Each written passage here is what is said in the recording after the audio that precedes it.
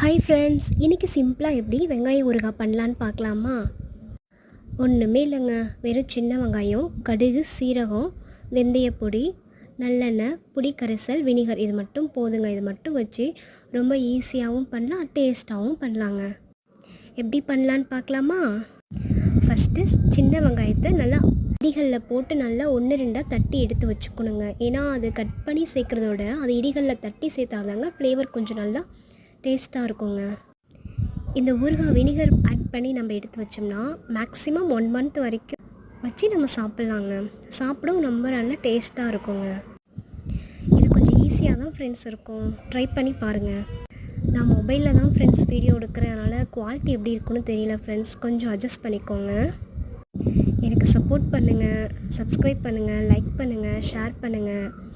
Thanks for வாட்சிங். Thank you friends.